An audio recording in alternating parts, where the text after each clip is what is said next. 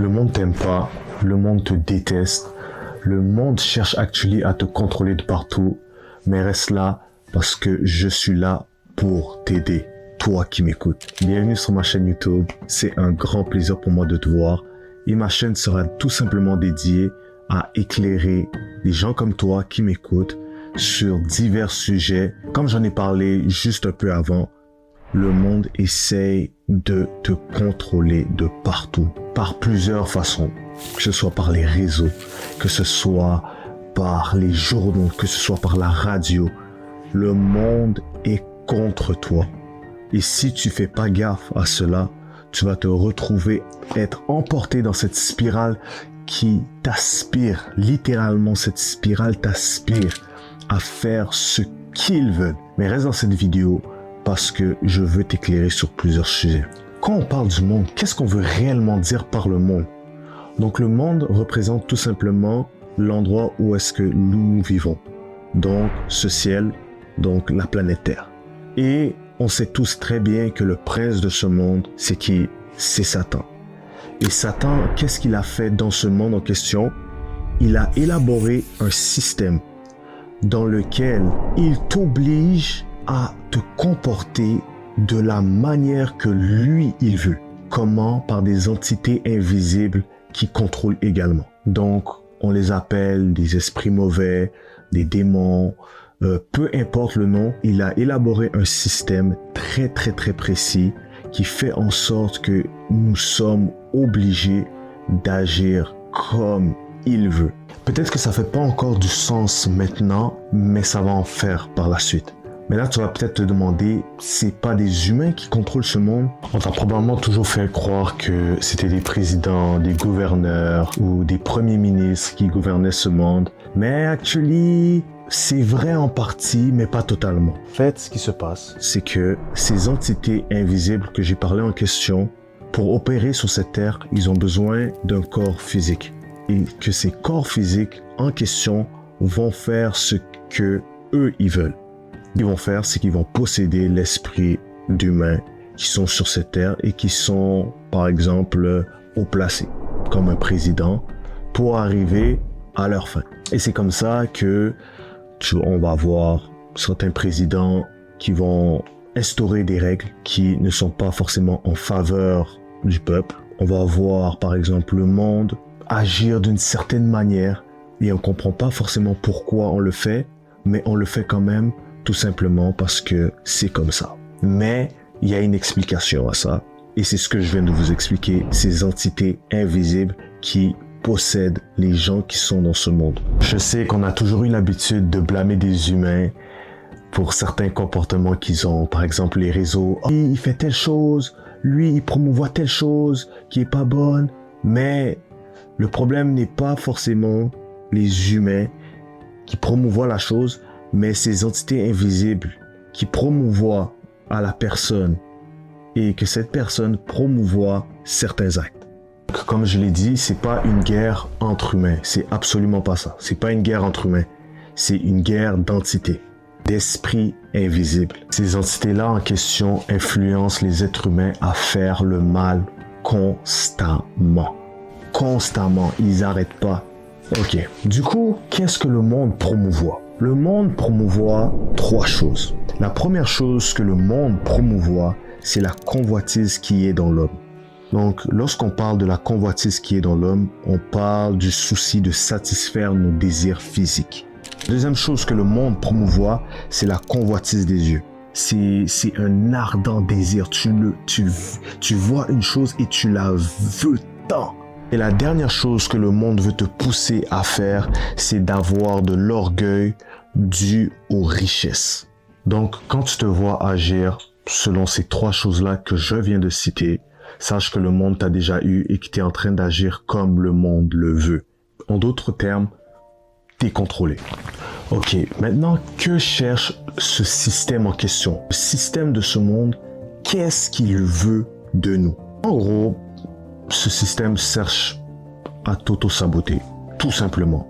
Ce système cherche à te tuer, tout simplement. Il veut te tuer, que ce soit mentalement, physiquement, spirituellement Il veut que tu t'auto-sabotes toi-même. Donc, il va chercher à te contrôler mentalement et à ce que tu t'auto-sabotes mentalement. Il va chercher à ce que spirituellement, tu ne puisses pas connaître ta réelle identité. Il va chercher à te burn out. Tu t'éloignes de tellement de choses, tout simplement pour te tuer, te drainer, te pousser à bout. Ce système est tout simplement mauvais. Il va essayer à contrôler tes pensées, à te pousser à être dans une prison mentale, dans une sorte d'esclavage où est-ce que tu vois pas d'issue en fait. C'est une prison qui est parfois subtile, mais quand tu prends du recul et t'observes comment le monde agit, tu commences à comprendre plusieurs choses à propos de ce système. Maintenant, la question, c'est comment le monde va s'y prendre pour te pousser à agir comme il veut. C'est vraiment simple. La première chose qu'il va faire, c'est qu'il va te forcer à vivre un mode de vie qui est nocif pour toi. Et cela de plusieurs manières, que ce soit par ton alimentation, par ce que tu écoutes, la musique, certains podcasts nocifs qui mettent notamment en guerre, par exemple, les hommes contre les femmes. Il y a plusieurs choses que le monde va utiliser tout simplement pour que tu vis un mode de vie nocif. Et tout ça, c'est toujours pour leur gain à eux. Ça sera jamais pour ton gain à toi. Ça sera toujours pour eux d'abord. Parce que c'est un monde qui est méchant, qui est dans le mal. La deuxième chose que le monde va faire, c'est qu'il va te pousser dans un esclavage mental. Ils savent que ça va produire une tristesse intérieure, mais ils vont essayer de jouer la carte du déni. Ils vont te faire miroiter que c'est la manière à faire, que ce soit par le contrôle des médias, que ce soit par la radio, peu importe les manières, ils vont toujours vouloir te plonger dans un esclavage mental. Pourquoi? Parce qu'ils peuvent ainsi te contrôler. Contrôler l'information qui vient chez les humains est la façon la plus facile de contrôler la race humaine. Contrôler l'information qui rentre à l'intérieur de toi est la façon la plus facile de te contrôler parce que ils savent ce qui rentre et ils savent ce que ça produit en toi. Et malgré que ça te rend triste, que ça te rend mal à l'aise, que ça te rend mal à l'intérieur de toi, ils s'en foutent parce que tout ce qu'ils cherchent, c'est à te contrôler également. La troisième chose que le monde va essayer de produire en toi, c'est une fausse satisfaction, une fausse paix. Le monde va toujours promouvoir des solutions éphémères. L'alcool, la nourriture, parfois pour manger ses émotions, on mange beaucoup. Mais c'est toujours des solutions éphémères qui ne durent absolument jamais. Ce qui fait en sorte que tu tombes dans un cycle où est-ce que tu te mets à fumer pour oublier tes problèmes. Mais lorsque la dose que tu as fumée finit, malheureusement, tu retournes dans tes problèmes. Pourquoi? Parce que c'est toujours des solutions éphémères. Et les solutions éphémères qu'ils te donnent te rendent dépendant de ce qu'ils t'ont donné. Donc, ils te rendent dans un cycle où est-ce que tu n'as pas d'issue en fait. Tu n'as absolument aucun issue. Tu n'en as pas. Donc, ce qu'ils font, c'est qu'ils nourrissent toujours ton être extérieur pour le guérir. Mais en réalité, ce qui est blessé, ce qui est meurtri, c'est ton être intérieur et non celui extérieur. Ils te donneront jamais une solution pour te guérir intérieurement, mais ça sera toujours extérieurement. Donc, tu vas toujours voir le problème revenir sans pour autant savoir pourquoi il revient toujours, mais c'est parce que il flatte ton être extérieur et non ton être intérieur. Il ne le guérit absolument pas.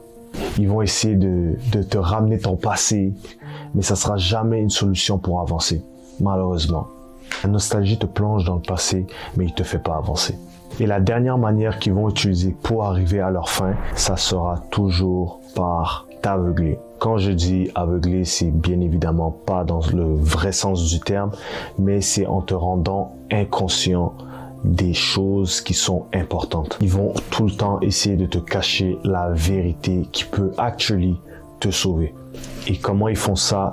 Tout simplement par la distraction. Si on te distrait maintenant, tu vas pas chercher la vérité. Tout simplement parce que tu es distrait. Ils vont te présenter certaines choses qui vont susciter des désirs de ta chair, comme j'en ai parlé plus tôt, tout simplement pour te garder toujours et absolument toujours distrait, que ce soit par des émissions, que ce soit par des festivals, des spectacles, toute activité qui peut te distraire, ils vont l'utiliser, car t'utilises pas ce temps pour chercher la vérité, tout simplement.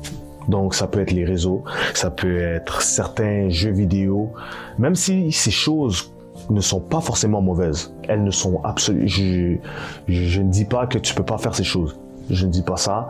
Mais ce sont des moyens que le monde va toujours utiliser pour constamment te distraire et t'empêcher à chercher la vérité. Donc au final, qui va nous sauver de ce monde? Parce qu'avec tout ce que l'on vient de citer, c'est littéralement impossible de ne pas être contrôlé par ce monde en fait. Les réseaux sont bafoués, la musique, la radio, tout est bafoué, tout est contrôlé au millimètre près, même jusqu'à ce que l'on mange. Qui va nous sauver de ce monde contrôlé par ce système du mal? Et c'est là, bien évidemment, que rentre en compte Jésus-Christ. Et c'est pas pour rien qu'on l'appelle sauveur, parce qu'il est venu nous sauver du monde, de cette oppression que le monde nous impose. C'est justement ça son rôle. C'est pour ça que nous l'appelons le sauveur. Et ça me fait rire parce que ça me fait penser à toutes ces émissions, ces films que l'on voit toujours, que tu as probablement vu aussi. Où est-ce que on imagine ce monde avec ce sauveur ou cet antagoniste qui vient juste tout éteindre sur la terre. Il impose sa mentalité. Il a probablement tué la moitié des gens. Et puis voilà, il a imposé sa propre mentalité, sa propre idéologie pour sauver le monde, parce que pour lui, le monde était juste mauvais et il n'y avait plus rien à faire pour le monde. Mais Jésus-Christ l'a fait autrement. Jésus-Christ est venu dans ce monde déjà sachant qu'il est Dieu, mais il n'est pas venu comme le sauveur habituel. Il n'est pas venu comme ce sauveur qui impose. Il n'est pas venu comme ce sauveur qui te contraint à l'écouter. Il a simplement laissé son idéologie et il est parti. Et ceux qui étaient prêts à l'écouter, ceux qui étaient prêts à entendre ce qu'il avait à dire, ont été sauvés, mais ceux qui n'étaient pas prêts ont tout simplement continué à être sous l'oppression du mal. Et ceux qui étaient prêts à l'écouter l'ont écouté, tout simplement, et ils ont été sauvés. Comment? Ils ont d'abord été sauvés mentalement. Parce que comment le monde, comme je l'ai dit, essaye de t'avoir, c'est là-dedans. Il essaye de te rendre esclave mentalement de tes propres moyens, du système et de plusieurs autres choses. Mais toutes ces choses sont nocives pour toi. Mais Jésus-Christ, lui, il est venu et il a dit, dépose à moi tous tes fardeaux. Il promouvoit de dépendre de lui. Il prend toutes tes charges, tous tes problèmes. Il veut que tu les déposes à ses pieds et lui-même va s'occuper du reste. Donc on a une idéologie du monde où est-ce que on essaie de te flatter extérieurement, comme je l'ai dit.